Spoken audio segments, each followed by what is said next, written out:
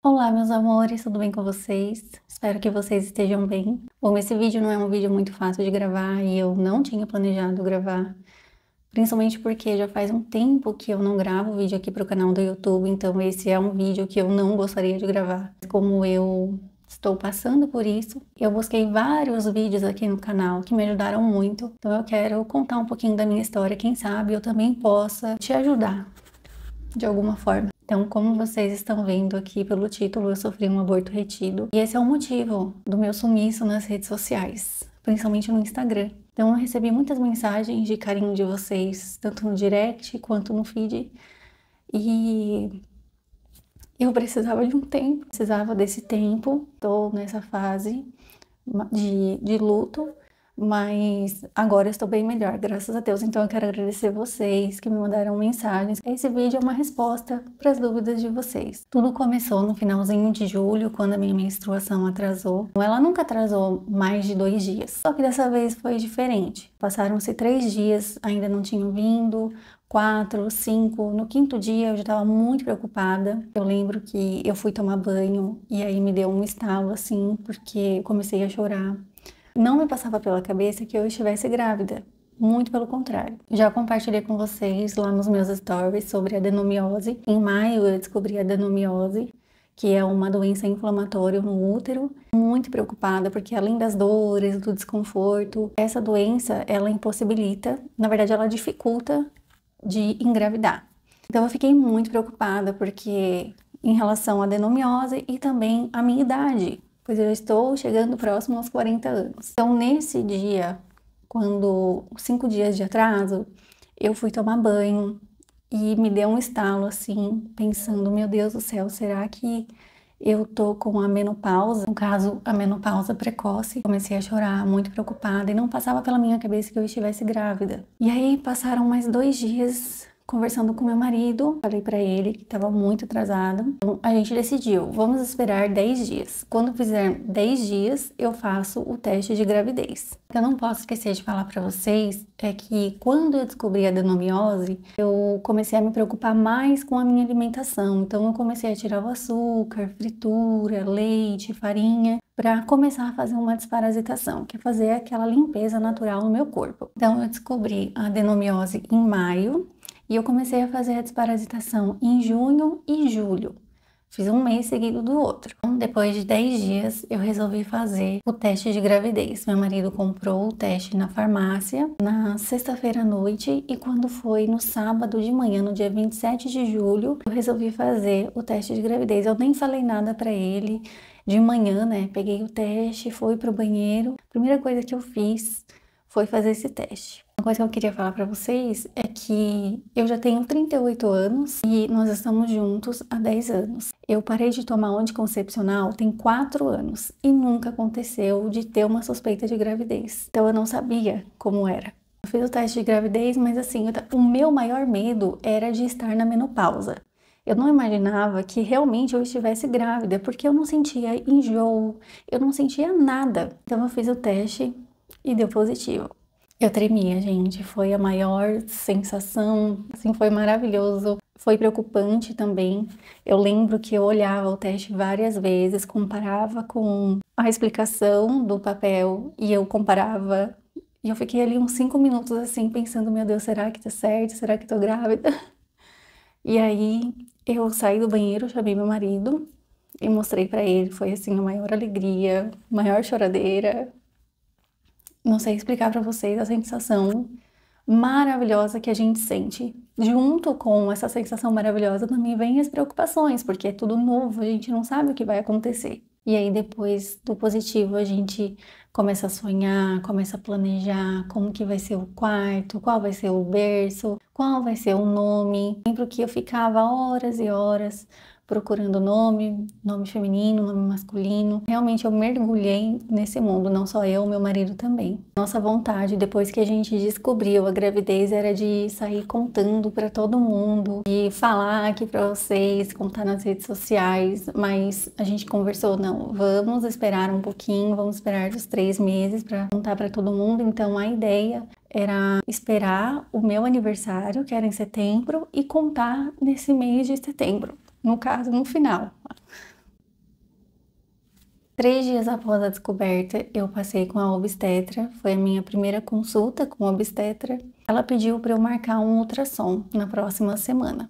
Pediu para eu fazer também alguns exames. Então eu agendei para fazer o exame de sangue, o beta também e o ultrassom. Quando foi no dia 2 de agosto, olha só, eu descobri a gravidez no dia 27 de julho. Quando foi no dia 2 de agosto, eu tive um sangramento marrom. Bem logo assim, à tardezinha, umas 3 horas da tarde, eu tive esse sangramento, mandei mensagem para ela. Ela pediu para eu fazer repouso, não fazer esforço, não pegar peso, evitar ficar saindo muito de casa. E ela me explicou que se o sangue fosse vermelho, eu poderia me preocupar, mas como era marrom, era para eu ficar de olho. Gente, vocês não têm ideia. Cada vez que eu ia ao banheiro, era assim, aquela ansiedade, sabe? Medo de olhar a calcinha. Todas as vezes que eu ia ao banheiro, eu limpava, saía um sangue marrom. Esse sangue, ele ficou durante quase um mês saindo marrom. Então, continuei fazendo esse repouso e eu agendei o ultrassom para o dia 8 de agosto. No dia 2 eu tive sangramento e no dia 8 fui fazer o meu primeiro ultrassom. Nós estávamos muito ansiosos, Danilo e eu, a gente estava assim muito feliz. A gente estava preocupado também, com muito medo, porque era a primeira vez, a gente não sabe como vai ser. Então, o médico ele não deixou a gente tirar foto, a gente gravar no primeiro ultrassom, mas assim foi emocionante. Ver o embriãozinho tão pequenininho. E depois a gente saiu de lá muito feliz, a gente foi tomar um café. Eu queria contar para todo mundo, queria mostrar foto para todo mundo, mas infelizmente eu não podia. Eu queria esperar até completar os 3 meses ou chegar próximo dos 3 meses. Então depois desse ultrassom eu continuei com repouso. Eu tive que parar de fazer academia, parei também de fazer o balé. Uma coisa que eu fiquei muito apreensiva é que no final do ano, em novembro, no balé vai ter um espetáculo e eu ia participar. Só que como eu estava faltando, eu não podia falar o porquê. Eu falava para as meninas que eu estava com um problema de saúde. Eu achava que tudo aquilo ia passar logo, eu ia poder voltar para o balé, eu ia poder voltar a dançar. Inclusive, eu estava sonhando em dançar grávida, mas Deus sabe de todas as coisas, na verdade. Depois do primeiro ultrassom, que foi no dia 8 de agosto, no dia 15 de agosto eu tive um sangramento bem vermelho vivo, já não era aquele marrom, aquele sangue escuro, já era um sangue vermelho. E eu lembro que na troca de mensagens com a minha médica, ela tinha comentado, olha, se continuar saindo sangue marrom, tudo bem, o que não pode acontecer é sair sangue vermelho vivo. Se acontecer, você me avisa na hora. Então aconteceu no dia 15 de agosto, eu tive esse sangramento vermelho vivo. Na hora, mandei mensagem para ela, tirei foto. É bem constrangedor, mas eu precisava fazer isso porque a gente fica muito apreensivo, a gente não sabe o que está acontecendo. Então mandei mensagem para ela na hora. Ela me respondeu rapidamente, pediu para eu ir ao hospital para poder fazer um ultrassom. Chegando lá, eu fui muito bem atendida. Logo em seguida, eu tive que fazer o exame de toque. Foi a primeira vez que eu fiz, gente, pra mim foi assustador. Eu não gostei. Ela não foi muito sensível, ela já chegou fazendo, não avisou o que estava fazendo, eu nem esperava. E doeu bastante. Vou ser bem sincera com vocês, o Danilo até assustou, ele ficou ali perto. Se o exame de toque for assim e tiver que fazer durante toda a gravidez, meu Deus.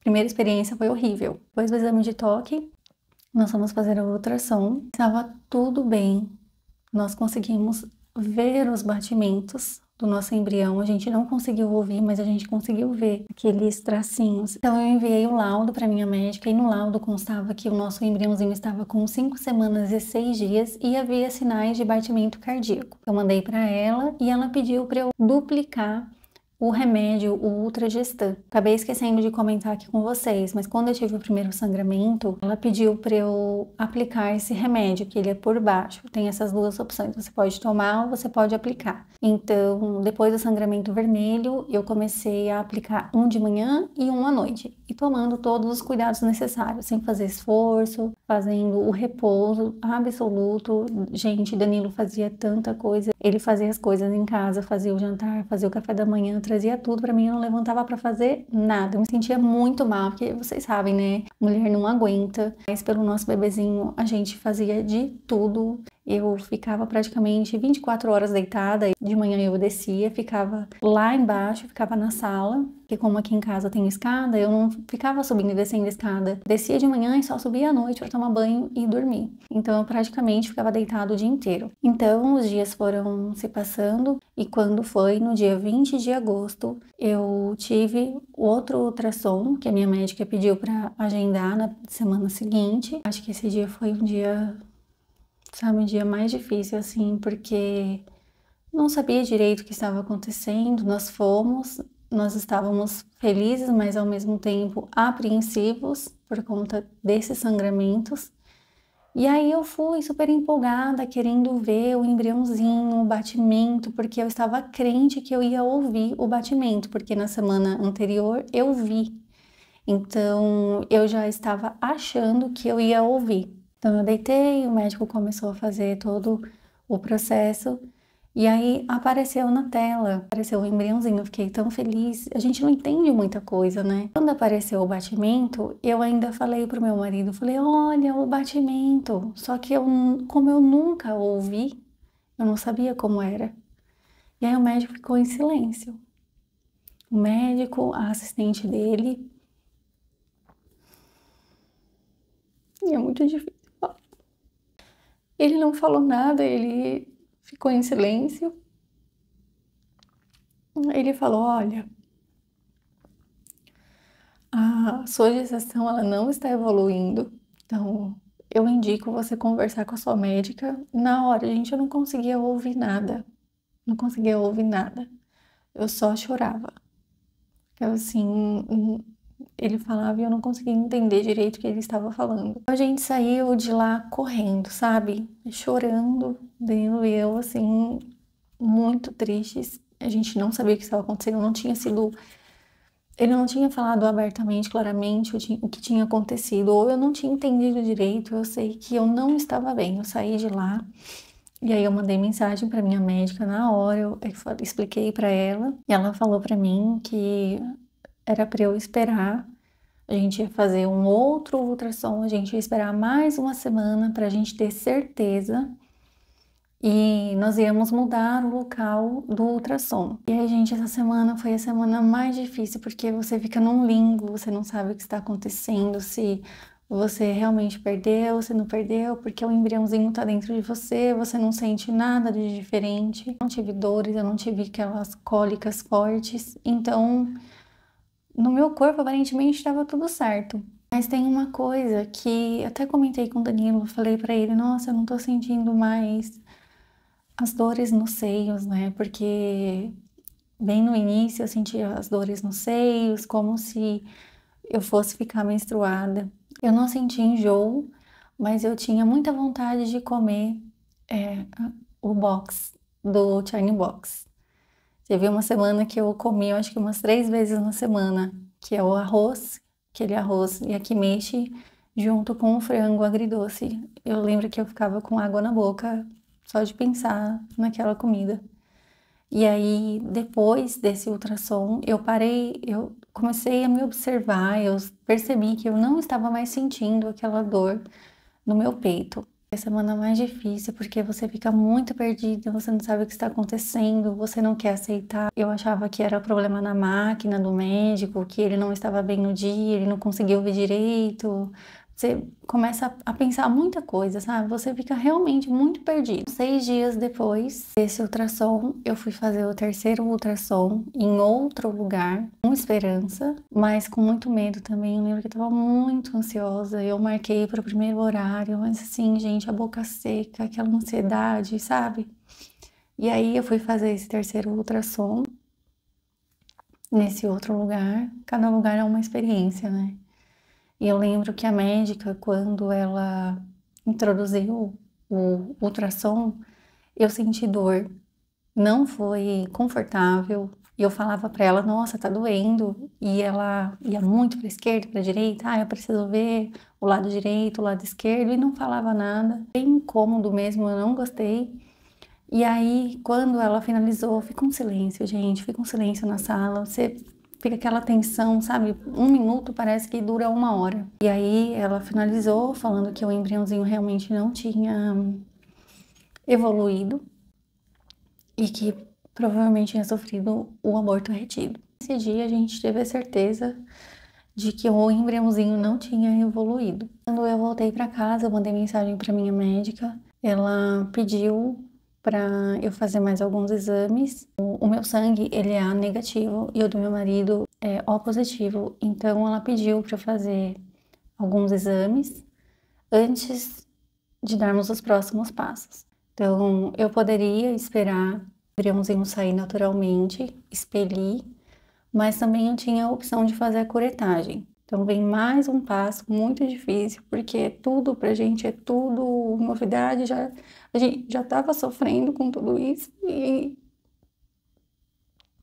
aí você tem que ir pro hospital para você tirar o seu embrião. Eu decidi fazer a curetagem. Ela me indicou 2 lugares, mas isso é assunto para o próximo vídeo. No próximo vídeo eu explico para vocês como foi tudo. Eu decidi fazer a curetagem. Mas assim, eu agradeço muito a Deus por eu não ter sentido aquelas dores que muita gente relata ter, as dores do parto. Basta a nossa dor interna, a nossa dor psicológica, e ainda ter aquela dor, né, no nosso corpo, ia ser mais difícil ainda. No próximo vídeo eu conto pra vocês como foi a minha experiência de curetagem. Espero que você que está passando por isso não... Eu sei que é muito difícil você não ficar triste. É um luto, realmente é um luto invisível que a gente passa. As outras pessoas, elas não conseguem ver, elas não conseguem saber, porque só a mãe e o pai sabem essa dor. O embriãozinho não evoluiu, ele não nasceu, a gente não conseguiu ver, mas a mãe, ela consegue sentir. Então, se você está passando por isso, eu sei o que você está passando. Eu espero no fundo do meu coração, Deus conforte o seu coração, a sua vida. E não é porque tudo isso aconteceu que é culpa sua. No começo eu me culpava, eu achava que a culpa era minha. Mas comecei a lembrar dos esforços que eu fazia para não pegar peso, ficava o dia inteiro deitada. Então eu lembrei que eu me esforcei bastante para que tudo desse certo, não só eu, meu marido também. E não é porque você não conseguiu dar à luz que você é menos mãe que as outras mães. Você também, a partir do momento que você gerou a vida, você já é mãe. Então não se sinta sozinha. No começo eu achava que era só comigo. Isso é uma coisa, não é normal, mas é comum acontecer. E como eu falei, você não é menos mãe que as outras mães. Eu sei o que você está passando, estamos juntas nessa. E eu espero que você consiga passar por tudo isso. E eu tenho fé que Deus é maravilhoso e Ele nunca vai nos abandonar. Então eu vou ficando por aqui. No próximo vídeo eu conto pra vocês como foi a curetagem.